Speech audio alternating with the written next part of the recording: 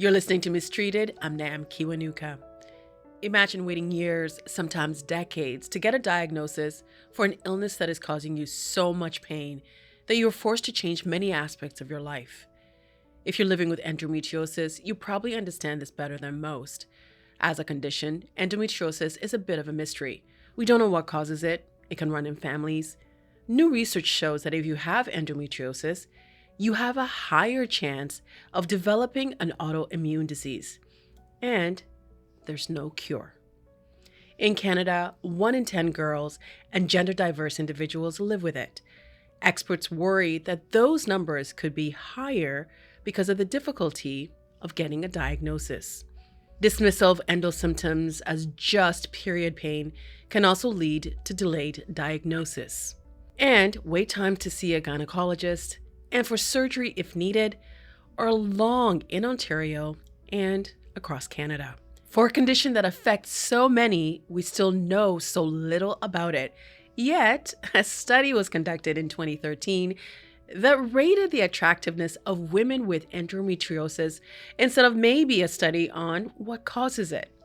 A McKinsey analysis showed that between 2019 to 2023, startups that focused on male erectile dysfunction received 6 times more funding than startups that focused on endometriosis. In dollar amounts, that's $1.24 billion for ED compared to $44 million for endometriosis.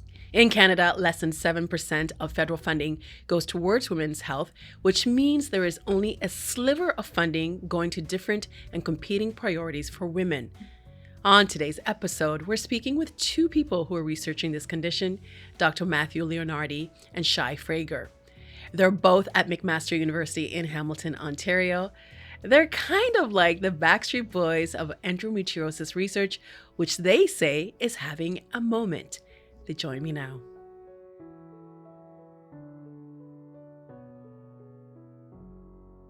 Dr. Mathew Leonardi and Shay Freger, welcome to the podcast. Thank you, Nam. Thank you so much for making time with us because endometriosis is something that is impacting so many women, so many gender diverse people, and we want to learn more about what it is and some of the treatment options. So, Dr. Leonardi, could you please explain to us what your role is? Absolutely. I'm an associate professor at McMaster University in the Department of Obstetrics and Gynecology. I'm a clinician at Hamilton Health Sciences where I practice, and my clinical practice focuses mostly on patients with endometriosis, all the way from the diagnosis through to therapies, including surgery and post-operative care as well. At McMaster, we do tons of research in the space of endometriosis, and I am the supervisor for Shay through his PhD, as well as the supervisor for a number of different medical trainees and other graduate students who are all devoted to researching the space of endometriosis to ultimately help more people with the disease. And Shay, yourself? Well, my name is Shay. I'm a PhD student at McMaster. My focus is largely endometriosis-based, a lot of work in chronic pelvic pain as well.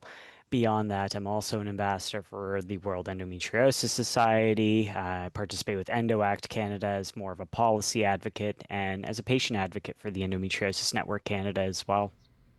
Dr. Leonardi, you run an endometriosis clinic at McMaster University, and you are an expert in endometriosis excision surgery. I imagine you're quite busy. What's the demand like? It's really high. This is a really, really common disease. It's estimated in Canada that 1 in 10 women and individuals who are assigned female at birth have endometriosis. You can imagine that we all know somebody with this disease, if not multiple people. And it's a disease that there's not very much access to care. So lots of people want to come and see me and my team at McMaster. More or less, we run our consultations on a weekly basis where we see anywhere from 8 to 10 new patients, and we try and give them advice, guidance, plan for surgery in some instances. And in my practice, we're operating anywhere from 2 to 3 days a week. We absolutely could be operating more. The volume is there. It's just the access to the operating room is limited. Plus, we also have to see people in the office and manage them in the office. It's not just about operating. I also run an ultrasound practice, which happens to be functioning 6 days of the week. And there we're scanning patients for endometriosis, but also for lots of gynecologic issues and early pregnancy related issues for the community members within Hamilton and the area beyond. We see people from Windsor, Ottawa, Thunder Bay, all coming to us for evaluation. So it's busy. On top of that, obviously, we're doing all the research too. It's multiple full-time jobs, as I often say. With the demand being so high and it being something that is very common, I imagine there must be a lot of people out there who need the care that you can provide, but they have to wait. I read somewhere that the diagnosis, it can take anywhere from 5 to 10 years. I saw a documentary called Below the Belt, and someone in that documentary said they had it from age 13, but they were only diagnosed at 30. And as someone who is trying to provide that care, how do you deal with that? One of the ways that I have personally tried to deal with it is to build capacity, build a team. I have the opportunity to train fellows in minimally invasive gynecologic surgery at McMaster University, and those fellows are able to go out into community centers or other academic centers and start to create that capacity because I cannot see everyone. And for what it's worth, in Ontario at least, we probably have the highest concentration of gynecologists who focus in on endometriosis. Not everybody in every other province is as lucky, if you want to use that word, to have access to care. But creating capacity is essential because of how common it is. The other ways that we're approaching this is to look at public health lenses and advocacy lenses. And Shai can absolutely speak to that a little bit more because we need to create awareness at the level of primary care. We need to create awareness amongst patients, amongst people, because you hear that in some families, women who have endometriosis, they were told by their mother or their aunt, it's normal in our family to have painful periods. And of course, it's not, but it's customary in those families that it happens. And that leads to further delay when the person who's experiencing those symptoms is not validated, recognized as this being abnormal. The WHO estimates that 1 in 10 women have endometriosis. Do we know why it's so prevalent? That is a very good question. The prevalence, I believe, actually, the more recent Australian study did show is closer to 1 in 7 women and gender diverse people will experience endometriosis. And the reason why it's so prevalent, and if I'm giving an honest opinion, I think it's even more prevalent than that, is just we're only now getting better at diagnosing it non-invasively or surgically as well. And we have no idea. So, from an origin standpoint, we have no idea what causes endometriosis, how it actually begins, and even the impacts on quality of life. We're really starting to uncover a lot of these more mechanistic things as well. So, in short, we have no idea. The world's constantly evolving in the space of endometriosis. Every day, there's another publication coming out, and yeah. And Shai, you've described endometriosis as trying to, quote, solve a puzzle without any ideas what the final picture is. What did you mean by that? That quote haunts me to this day. So I did my homework. The full phrasing was it's like trying to solve a puzzle without knowing what the final picture looks like. The room, it's essentially pitch black in that room. The room's also on fire and the pieces keep switching in shape. So that's what it feels like studying endometriosis all the time.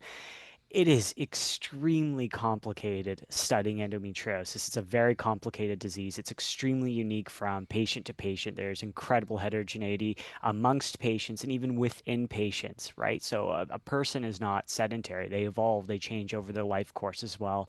How they might start off with endometriosis, their priorities, how it manifests in symptoms or disease might change later on in life. Although there's been really a lot of debate as to whether or not endometriosis evolves physically itself, but symptoms can change, right? We have something more cyclic in nature early on, and then eventually you can go through processes like central sensitization, which makes endometriosis even more complicated to treat. And yeah. Dr. Leonardi, what is endometriosis? Endometriosis is an improper growth of tissue tissue that is very similar to the lining of the uterus, which is called the endometrium, hence the similarity in name, endometriosis, endometrium. It's the improper growth of this tissue essentially outside of the uterine cavity. It could be on the surface of the uterus, on or in the ovaries, on the fallopian tubes.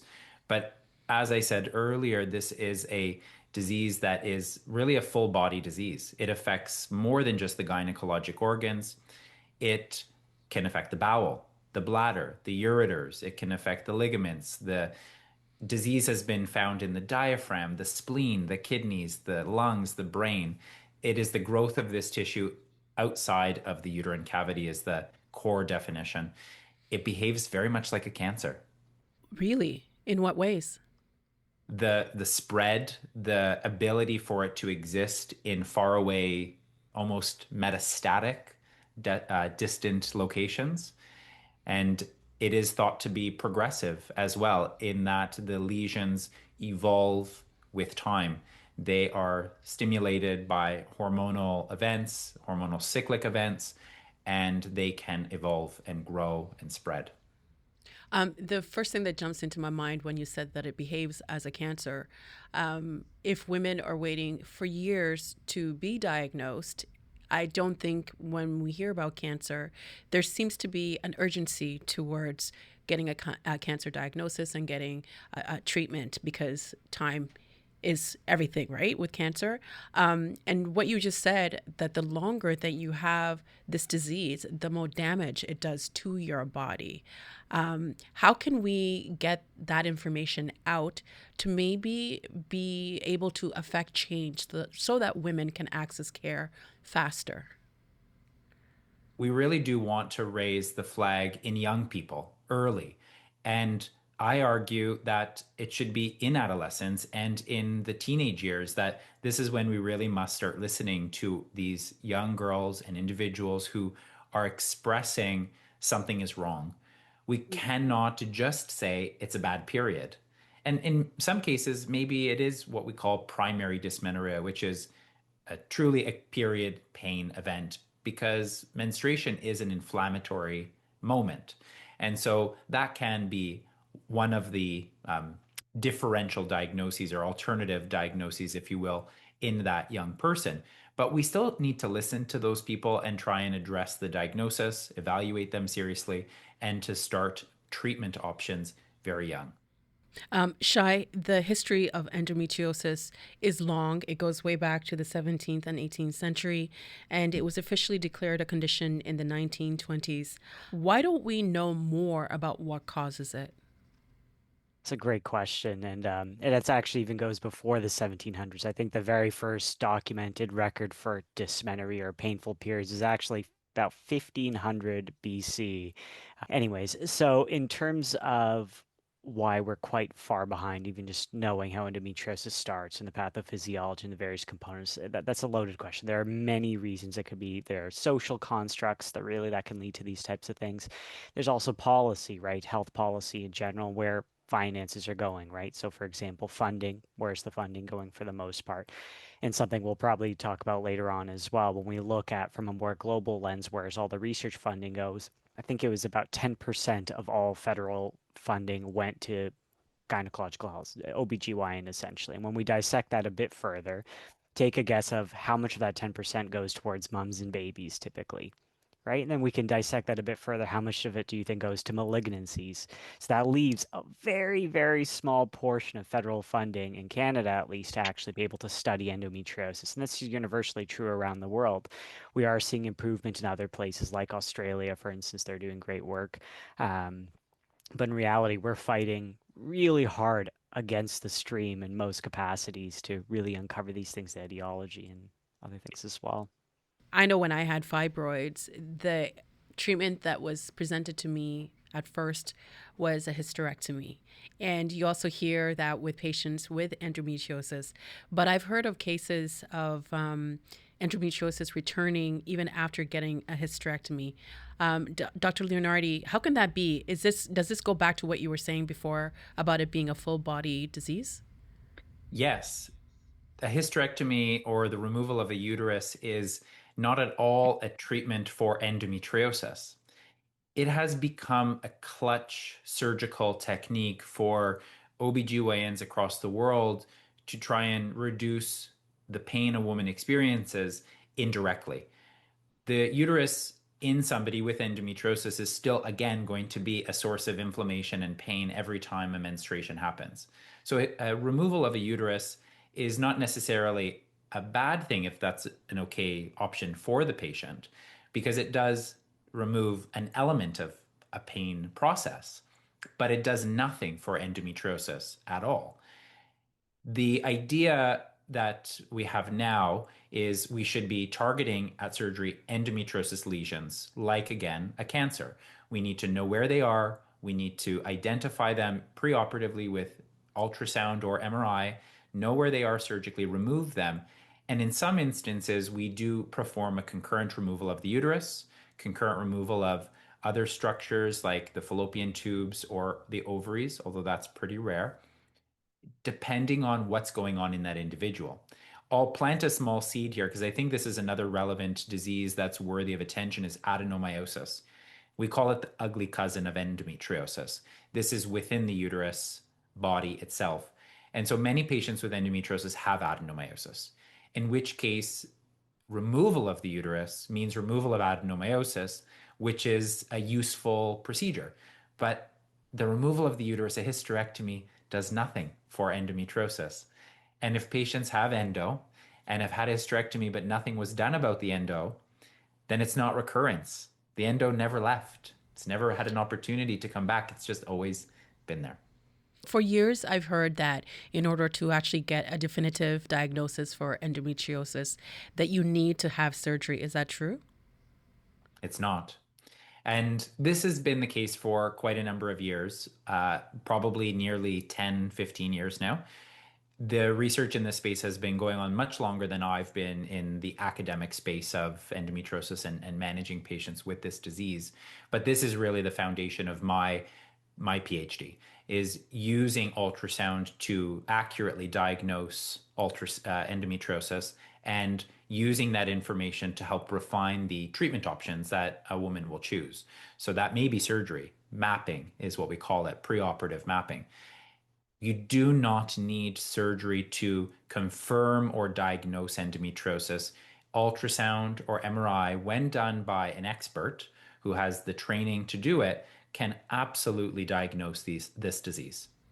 So once you are diagnosed with endometriosis, what does treatment look like?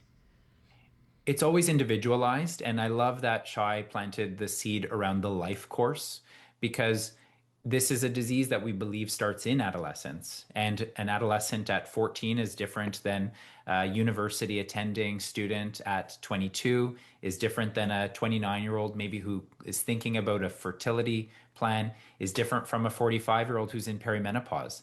Endometriosis exists across this life course. And we at McMaster take an individualized approach. Every single person who sits in front of us, we hear that life story, we hear their clinical symptoms, we understand, do they have issues in their GI system with bowel movements? Do they have issues with sexual function? Are they pursuing fertility or not? Are they done building their family, or maybe they don't want one? All of these factors go into the decision-making process. But to simplify it, we always take an interdisciplinary approach. So that means we build a team. Me, I'm the gynecologist who's sort of the captain of the team, if you will, but we bring into the team various other surgeons, colorectal surgeons, urology surgeons, thoracic surgeons, depending on where the disease is. We bring in other medical specialists, such as gastroenterologists. We bring in allied healthcare professionals, pelvic floor physiotherapists, pain psychologists, registered dietitians. We build the team that specifically targets what symptoms is this person's endometriosis causing, and then we try and work together, but it's a journey. And we have to be very careful about setting expectations, because the sad reality is that we cannot cure endometriosis. We cannot cure pain.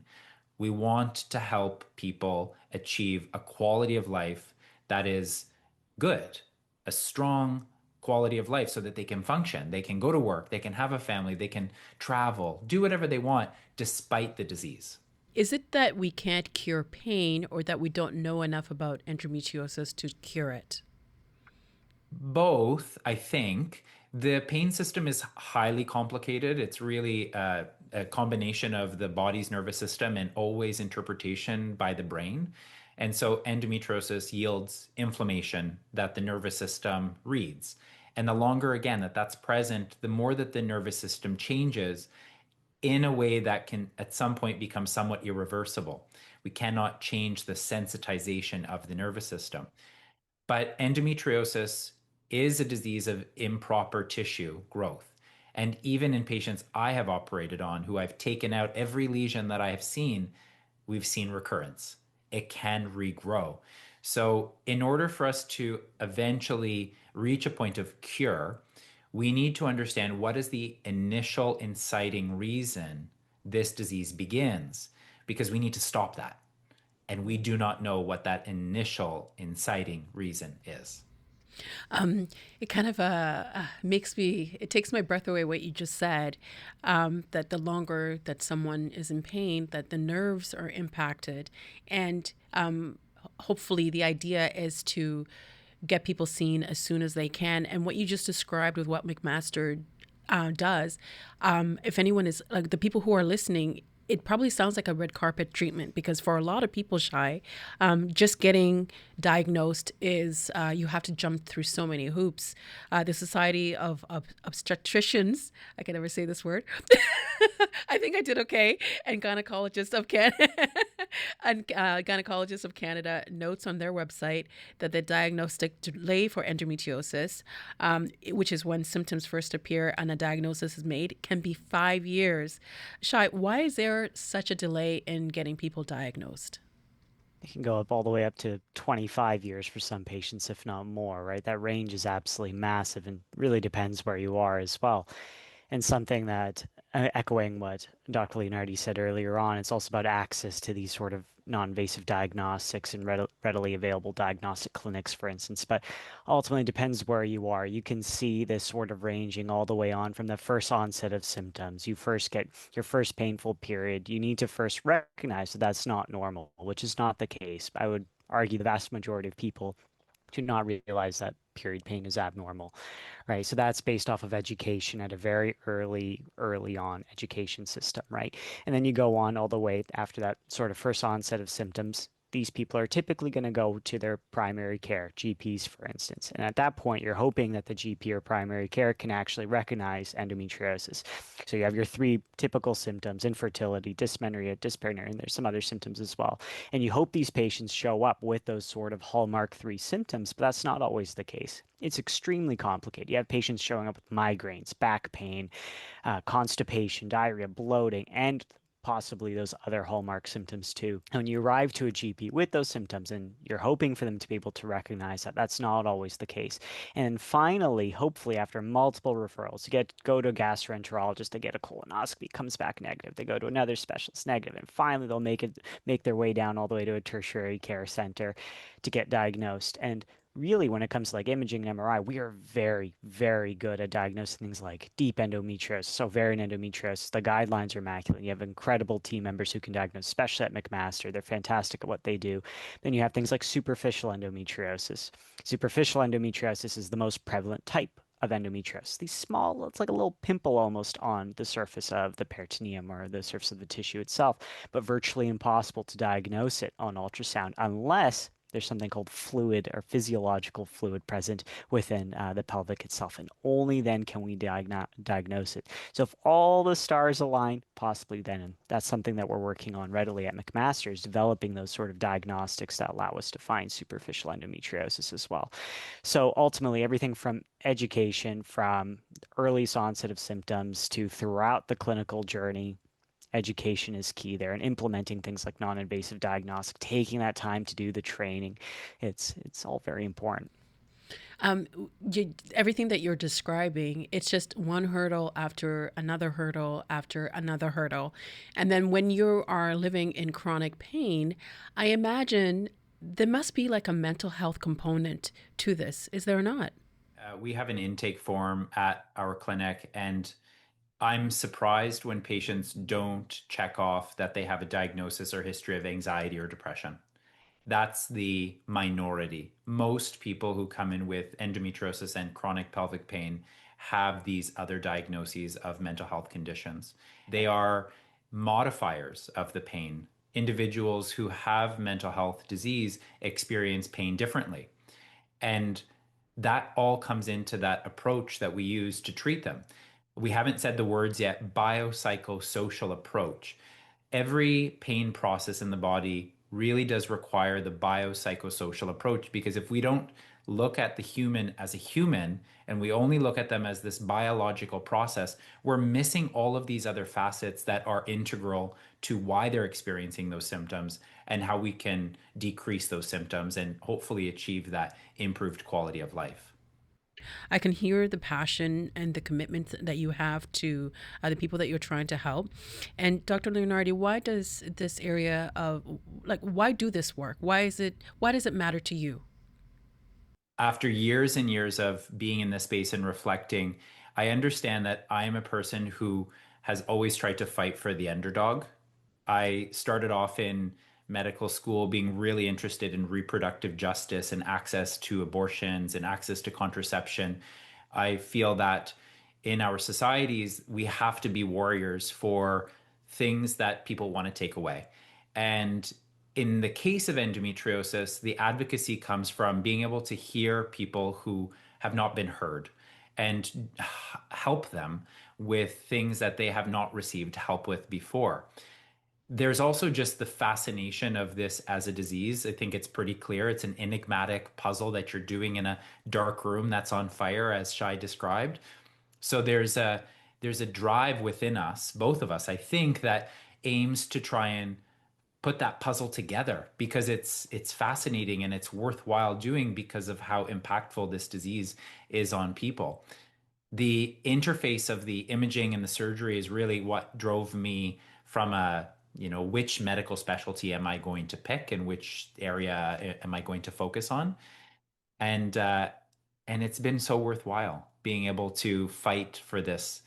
And I just want to say one thing because interestingly, Shai and I are working together on a really interesting innovation. And a person asked, why would you care as a man about this disease that affects primarily cisgendered women, but of course, as we've noted, any individual assigned female at birth? Why shouldn't we care? Every human should care about endometriosis. It affects all of us. My sister has endometriosis. My cousins have endometriosis. That's not why I went into it, but everybody should care about endometriosis. It impacts every single human, whether that's from a fertility perspective, a workplace perspective, a family member, relationship perspective. And so everybody should care, regardless of how we self identify with our own gender. And Shy? Ultimately, the reason I think I went into the space to begin with, and I think from where you got that the quote about the puzzles, probably you probably already saw why I went into the space to begin with. It again, that incredible heterogeneity and complexity of the disease. It is just fascinating to study endometriosis, but ultimately, when you look at endometriosis, it is a disease. There are these physiological components, like we talked about already. But beyond that, it is entirely a systemic and societal failure repeatedly, right? From an education standpoint, from a policy standpoint, it's just repetition of failure in supporting people who are assigned female sex at birth or gender diverse people as well, right? We can talk about endometriosis all day, but ultimately we see this with every facet of women's health, really. Everything from menopause all the way to PCOS, adenomyosis, endometriosis. It's all universally true. The system is failing these people consistently. I want to talk about policy in a second, but I was reading Dr. Leonardi, like the clinic during COVID was 80 to 100 patients a month. Is that the correct number? Yeah, we see in our virtual clinic about 20 to 25 patients every week, and in our in-person clinic, anywhere from 10 to 20 patients. Because, of course, we do follow-up care as well. So it's not that we're bringing in that many new patients every single month, but we do. We see probably about 35 to 40 new patients every single month. Wow. Referrals are out the door. We often have to stop accepting referrals because we're booking 2 years in advance. And the last thing I want to do is make people wait that long. I know that sometimes there is no other options. Waiting is better than nothing, but I hope that they'll access care somewhere else closer to home so that that process of propagation, incessant inflammation, yielding changes to the nervous system can be halted sooner than a consultation 2 years from now. It must be so discouraging to hear those words because we also know that we have a family doctor crisis in Ontario. So, in order to see a gynecologist, you have to have a family doctor who refers you, and it just becomes, like you're a hamster on a wheel. And I guess looking towards what's happening around the world or looking for solutions. What is the state of endometriosis research today, Dr. Leonardi? It is as good as it has ever been. The publication rate for endometriosis is truly skyrocketing. We are seeing people from around the world increasingly interested in this as a disease entity. And all the reasons why me and Shay are devoting our life to it are felt by people in countries everywhere around the world. We had the honor at the World Endometriosis Society meeting in May in Sydney of having the stage to present our research and to listen to the research from our colleagues from around the world. We had the opportunity to meet in small groups, networking, to work together. And the enthusiasm is so high. This group of people at the World Endometriosis Society and other similar meetings across the world demonstrate that this is a worthy area. And there's many people who do care about it, are devoting their life to it. So when I'm in the clinic with patients, I often help them understand a bit of context. We live now. We don't live 50 years ago when our grandparents, maybe our grandmothers would have never even been able to tell anybody that they had period pain because that was just not permitted for women to have a voice. And we also don't live 50 years from now when we're going to have a whole lot more answers. And the unfortunate reality is we do not know a lot. And that means that as much as I want, as much as Shay wants, and every other doctor that I work with in Ontario who's devoted to endometriosis, we don't have magic bullet treatments because they don't exist. But we got to work towards that. And maybe 10 years, 20 years, we will be better because there is interest in the world and there's a lot of optimism and enthusiasm. And I also tell every patient they have a voice. Be a warrior for this disease. Speak up. Write to your member of parliament. Endo Act Canada has created toolkits for that. Talk to your workplace about resources and ways that you can optimize your environment. Because if we don't encourage our patients to speak up, people aren't going to know about it. So, we all have a place to try and make things a little bit better. Shay, you mentioned you are researching diagnostic and management strategies for endometriosis. How are you hoping your research will benefit the people that need it? It's a great question. Ultimately, I hope I break this cycle, or at least we break this cycle together. It's very difficult. When we typically do research, again, it's not sedentary. We don't do it in silo. A lot of our projects are cross-disciplinary. They're either done nationally, just or at McMaster itself, but we also have projects that work across the Australians, the Italians, in America, all over the place. We have collaborators as well. And ultimately, what we're hoping for is breaking this vicious cycle of that diagnostic delay. And even when they get their diagnosis finally, just to discover there's no cure, finding adequate treatments where these patients can be heard and have an appropriate treatment forward, respective to their life course.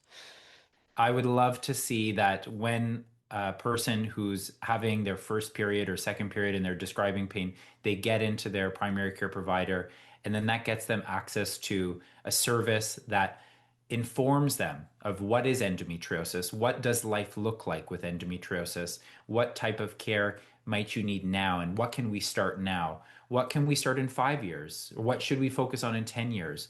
We need to start talking about the long-term plan.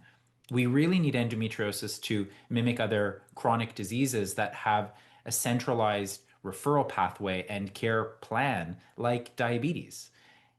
All of this care right now is fractured and referrals are needed to go from here to there. It's, as you mentioned, Nam, hard for patients who are suffering in pain to make these efforts to go to doctor's appointments and to fight the system when they're suffering. We need to make things easier for people. And the truth is we need to break the cycle early. We need to get people in the system early and paint that picture of how can we help you live a full and healthy life with all of your goals achievable despite having endometriosis.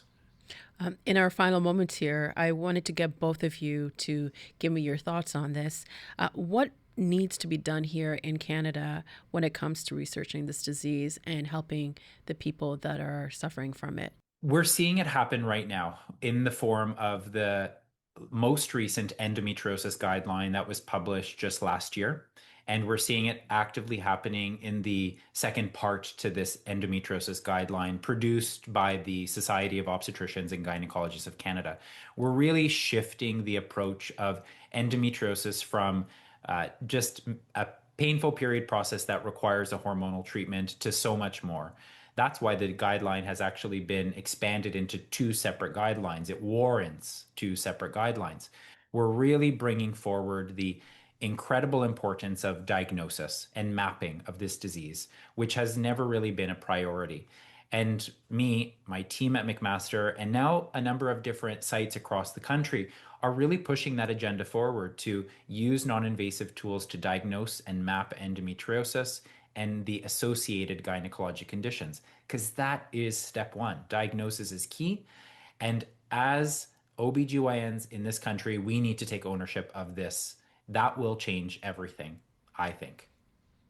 I just want to say, since I have the opportunity to speak to both of you, is that everybody that I told that I was speaking to you both, they were like, "Oh my gosh, they're amazing." So, to a group of people here in this country, you all are like the Backstreet Boys, or like,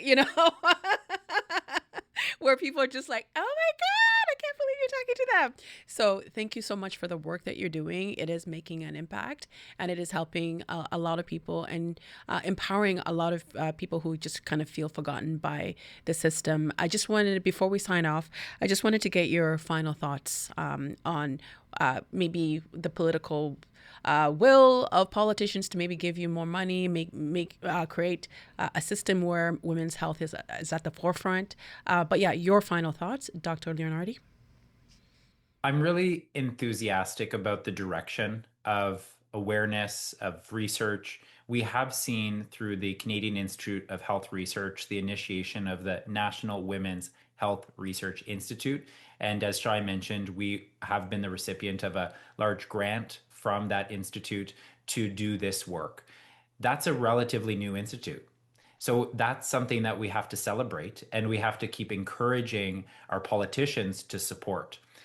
We all have a voice when we vote, and we should be thinking about our individual needs, but also the needs of society and the people that are in our lives. And so use your vote, it counts, and also reach out to your members of parliament.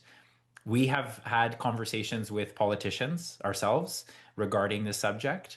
We have been able to advocate to them the importance of this. And I think my word of advice to everyone listening is you have power. So use that voice to make this an important cause. We saw it with other diseases like breast cancer. We can see this with endometriosis as well. And Shai? For sure. Again, same thing with the National Women's Health Research Initiative. They did a fantastic job with creating the actual institute itself and funding it ultimately. And I'll let you guess whether I'm a glass half full or half empty type of person. Ultimately, it was about 1% of federal funding that went into that. And that, keeping in mind, that includes every single gynecological sort of, typically the more benign nature in terms of the funding itself. So that leaves countless diseases in various life stages as well, where that funding is really going to, including things like cardiac risks and things like that. So, and I don't want to be selfish, but we need more. We need more financial support. We need more support from Parliament, from MPs, um, lobbyists as well, think tanks, everyone coming together to really solve some of these things and support the efforts. And um, ultimately, it's again cliche, but knowledge is power. There are so many resources out there to actually educate yourself on endometriosis, including clinicians, the public, anyone. If you look at EndoWAC's website, the Endometriosis Network, they also have fantastic resources that you can use to either reach out to your MPs or even to your GPs as well, and how to actually speak with them and push and advocate for yourself and get them to listen sometimes, because it's sad, but that is what's needed sometimes until the real change starts to happen. Gentlemen, thank you so much for your time. I really appreciate it. Thank you so much, Nam. Thank you. This was Mistreated for October 7th, 2025. You can follow our show on Apple Podcasts so that you can get notified each time a new episode is available. We would love to hear your feedback. You can write me an email at mistreatedpodcast@tvo.org or reach out on my social channels. Here are some comments we received on our first episode from Ontario NDP leader Marit Stiles. She wrote, "So grateful for your courage in sharing your story and doing this important work. I have navigated many of these same health issues.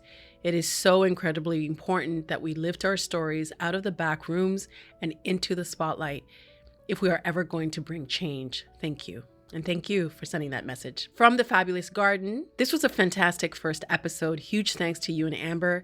I know you can't cover everything in one episode, but a flag that if you do another one on fibroids, bulk symptoms without the heavy bleeding can also have a huge negative impact on a woman's life. When you have fibroids, they tend to push out your stomach. Sometimes people think that you are pregnant. I always used to joke that I had a fibroid baby, but it can actually be really uncomfortable because the fibroids push on everything. So it can make it hard for you to go to the bathroom, or you might have to go pee a lot. When I had my surgery, they actually found that my fibroids had pushed my organs together and squished them so much that my fibroids, like my organs, were fused together. Thank you for flagging that. This week's episode was produced by Matthew Amara and me, camera work by Max Stussy. Production support from Jonathan Hallowell and TVO's Digital Media Services team. Lori Few is the executive producer of Digital. John Ferry is vice president, programming and content. Thanks so much for listening.